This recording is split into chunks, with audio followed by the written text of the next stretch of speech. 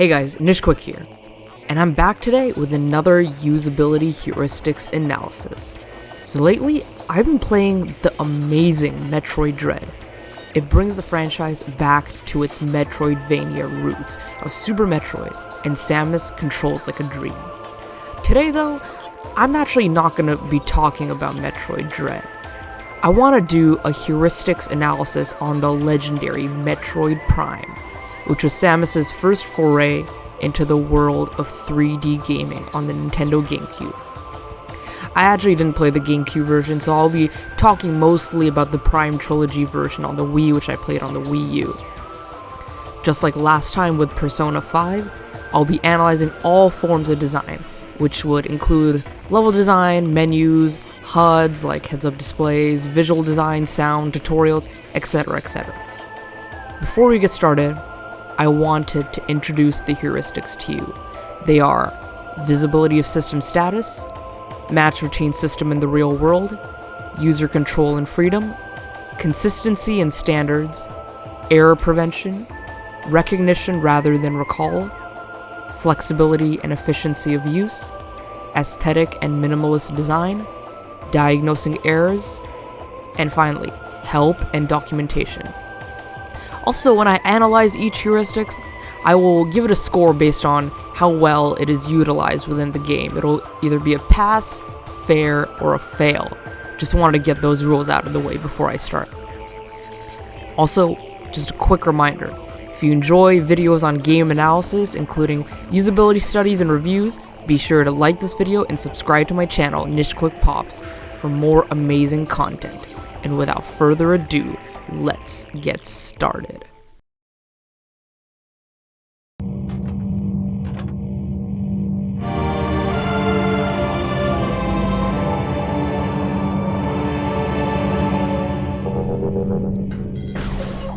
Heuristic number 1, visibility of system status. When users know the current system status, they learn the outcome of their prior interactions and determine next steps. Predictable interactions create trust in the product as well as the brand. Nielsen-Norman Group. In Metroid Prime, the HUD isn't just on the top of the screen. It's literally Samus's visor. It's a very creative and dynamic HUD that really immerses you in the game. This HUD includes the energy meter, missile count, beam and visor indicators, threat assessment, radar, and map. Additionally, the HUD will change depending on which visor Samus is using. The combat visor has all the regular HUD elements on it. The scan visor has the rectangular scanning icon on it. The thermal visor highlights thermal signatures, and the X-ray visor is faded and foggy, but highlights invisible paths. This heuristic gets a pass for its very clever way of indicating elements of the HUD. Heuristic number 2, match between system and the real world. When a design's controls follow real-world conventions and correspond to desired outcomes, called natural mapping, it's easier for users to learn and remember how the interface works. This helps to build an experience that feels intuitive. Nielsen-Norman Group. When it comes to match between the system and the real world, Metroid Prime excels. Since you're stranded on planet Talon 4, there's a lot of material and structures on the planet that you as Samus can interact with. Sometimes you as the player might not know what items to use in which scenario or location. Thankfully, bombable walls, crevices, doors, and all sorts of breakable and interactive portions on the map can be scanned using your scan visor. Scanning these reveals what they're weak to, and the player can then look through Samus's arsenal to see which one of her weapons or power-ups can be used to open the way forward. For example, if you see something out of the ordinary and scan it to see it's made out of Bendesium, you can look in your arsenal and see the Morph Ball bombs destroy Bendesium, and use that to clear the way. In addition, match between system and the real world is truly seen within the visors. I mentioned before that the visor shows the HUD, but when interacting with enemies in different areas of the planet, Samus's visors will dynamically see the effects of such interactions. If some green slime hits Samus, you can see it on her visor. And when light is reflected from enemies, you can briefly see Samus's reflection through the visor, reminding you as the player that you're truly in control of the galaxy's greatest bounty hunter. Heuristic number 3, user control and freedom. When it's easy for people to back out of a process or undo an action, it fosters a sense of freedom and confidence. Exits allow users to remain in control of the system and avoid getting stuck and feeling frustrated. Nielsen-Norman Group. In Metroid Prime, you're always in the thick of battle, whether it be insect-like alien enemies or space pirates. Whatever the case is, Samus is always powering through with her arsenal of weapons. What's great though is switching between beams on the fly. All you need to do is hold down the plus button and point to which beam you want to equip with the motion controls.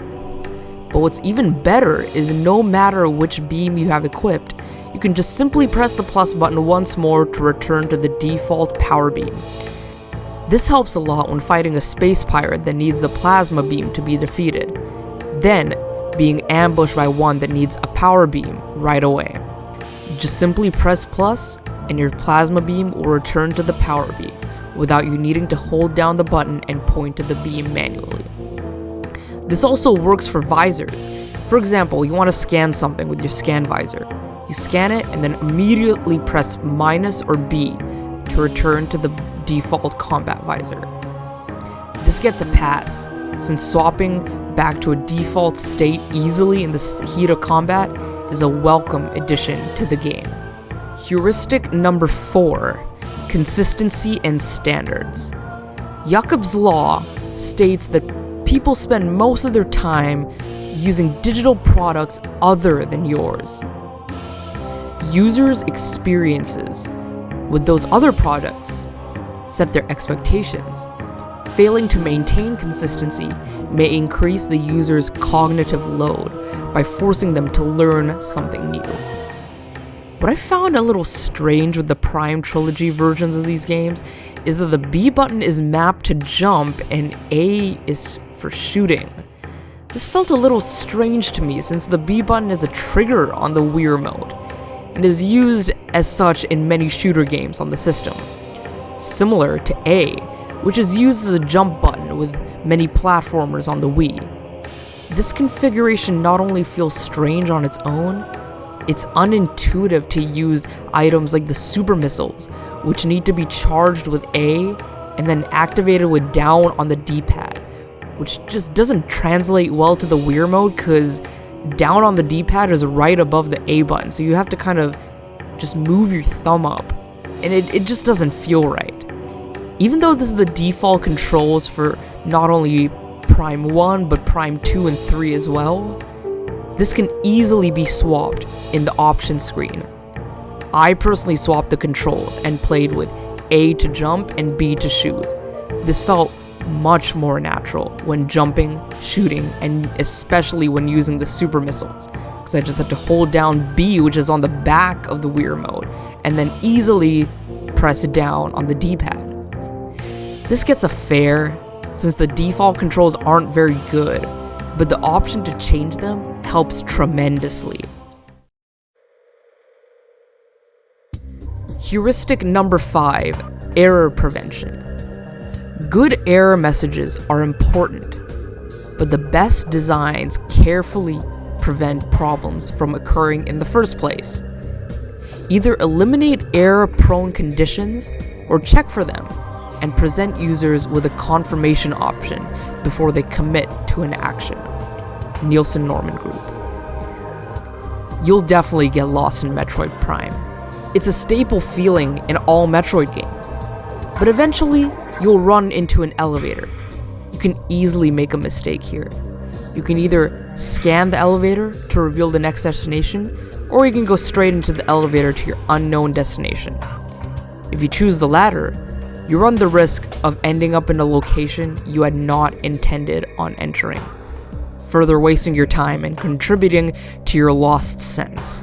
Scanning the door is a good way to prevent the error of ending up in a wrong area and properly routing your way across Talon 4. This gets a pass, since it properly gives the player an idea of where to go and easily prevents a big mistake which is commonly experienced in a game like this.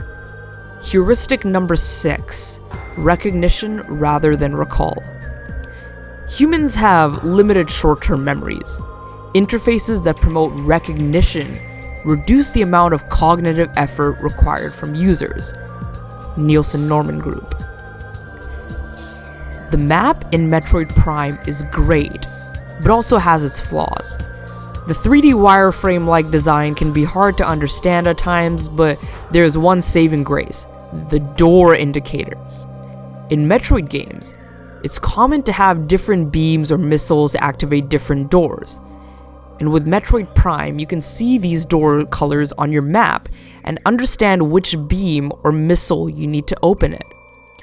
As you can see with this image right here, the room the player is in has 2 doors that can be opened with any beam, as seen in blue, and 1 door that has already been opened, as seen in green. If those doors needed to be opened with the wave, ice, or plasma beams, they'd be purple, white, or red, respectively on the map. Someone can easily forget the white doors are for the ice beams, purple are for the wave beams, etc., etc. Scanning is there, yes, but the map indications form a better recognition with the player, as well as help with backtracking for those trying to 100% the game or find their next destination. This one easily gets a pass, as it really allows the player to recognize which door needs which beam to open. Heuristic number 7, flexibility and efficiency of use. Flexible processes can be carried out in different ways, so that people can pick whichever method works for them. Nielsen-Norman Group. The planet of Talon 4 is wide and expansive, and you as the player are rewarded by exploring every nook and cranny of it.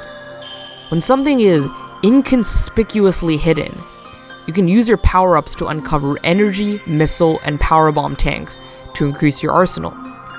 But honestly, the coolest thing about Metroid Prime and any Metroid game is the sequence breaking. This aspect gives an adventurous player incredible flexibility when speedrunning and exploring. Essentially, sequence breaking is exactly what it sounds like. You as the player can retrieve items, encounter bosses, and even enter new areas earlier than intended by means of glitches and secrets. For example, in the beginning of the game, you can get the space jump boots before any other item by using the scan dash glitch, only present in select few versions of the game. This for sure gets a pass, since it allows players to play the way they want to play and provides a lot of flexibility within the game. Heuristic number 8, aesthetic and minimalist design. Interfaces should not contain information which is irrelevant or rarely needed. Every extra unit of information in an interface competes with the relevant units of information and diminishes their relative visibility. Nielsen-Norman Group. I mentioned a couple of times before that the game is entirely viewed through the eyes of Samus through her visor. What's interesting is all the visor's indicators can be seen on screen, as I said before. You can see Samus's energy meter, missile count, beam and visor indicators, threat assessment, radar, and map, all as if it were to be seen by Samus. This greatly adds to immersion, but I think it's a little cluttered, all bunched up on the visor. Sure, all of these indicators serve as the HUD of the game and are necessary for your traversal through Talon 4, but maybe some of these could be a little bit smaller and even eliminated entirely, like the HUD or the threat assessment, because I didn't really take note of those throughout my playthrough of the game. I'll give this one a fair, since the HUD elements are necessary but still distract a bit to the minimalist aesthetic of the game. Heuristic number 9, help users recognize, diagnose, and recover from errors. Error messages should be expressed in plain language, precisely indicate the problem, and constructively suggest a solution. Nielsen-Norman Group. Metroid Prime doesn't have error messages per se, but it does notify you when you're not doing something right. This can be seen in the early game when you're missing the Varia suit and you enter a hot area. Before you enter, you get a message saying intense heat readings detected beyond this door. And if you're daring to go in, you get a message saying heat level critical, life support failing. Your threat assessment indicator goes all the way up and you instantly start taking damage. You also hear some sort of alarm coming from Samus's suit alerting you that you shouldn't be here until you get a certain power-up. And of course, once you beat Flagra and get the Varia suit, you're instantly informed you can enter hot areas. This is the same with the gravity suit. When you enter the sunken frigate for the first time, you instantly sink and can't jump very high. You get a message saying, progress hindered by liquid environment. Power suit augmentation required for advance. You as the player know you shouldn't be here right now, and you go on to find the gravity suit and other items. Upon getting the gravity suit, you're told you can freely walk and jump in water now, so you can go straight back to the sunken frigate. Metroid Prime gives you these error messages, and also in addition provides visual and auditory cues. That's brilliant. This definitely gets a pass for me because of how ingenious and unobtrusive this is. Heuristic number 10, help and documentation. Help and documentation content should be easy to search and focused on the user's task. Keep it concise and list concrete steps that need to be carried out.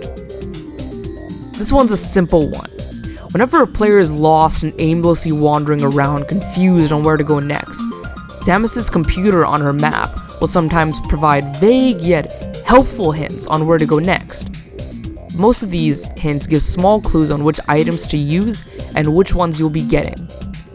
For example, the hint to get the space jump boots in Talon Canyon tells you, looking for other half-pipe configurations, half-pipe structure detected. And you as the player would sort out that you can use your newly found boost ball to get up the half-pipes in Talon Overworld you had noticed earlier in the beginning of the game. Another hint is unusual gravity patterns analyzed, gravity pulses within Phendrana area, which tells you you might find the gravity suit in Phendrana Drifts. This is a pass for me, since the game isn't constantly giving you hints every time you reach a checkpoint or get a new item, but only when you're lost. Also, the game doesn't explicitly tell you where and how to get to where you need to go, but gives you vague yet solvable hints that you as the player must solve. The Metroid series is a maverick and revolutionary when it comes to good gameplay and design. Heck, Super Metroid pretty much invented the Metroidvania genre in video games. But the jump to 3D was a big one, and without the implementation of good UX, design, and accessibilities, Retro Studios wouldn't have been able to give players the true next-generation Metroid they delivered. I hope this usability heuristics analysis has helped you get an idea of how user experience can be integrated into video games, and how important it is in the overall scope of the game. I also hope this got you interested in Metroid Prime and the Metroid series. It's one of Nintendo's flagship titles, and if you haven't checked these games out, you definitely should. So thank you for checking out this video and making it to the end. So, have you played Metroid Prime before? Or any other Metroid game? And what do you think about user experience in games, and how else do you think developers can make a game experience better for players? Sound off in the comments section below. Hey, this is Nish Quick from the future, recording this because I forgot to actually record it when I was recording my script. But anyways, I'm streaming on Twitch. Big announcement, I'm streaming on Twitch, and you guys should follow me and check out my streams whenever I go live. I'm going to be linking my Twitch account and my Twitter account down below. I'll tweet whenever I'm going live or whenever I plan to, so you guys should check that out if you guys are free to. Thanks a lot. And if you like this video, be sure to give it a like and subscribe to my channel, Nishquick Pops, for more content on game reviews, analysis, and usability studies. I'm Nishquick signing off. Have a great day.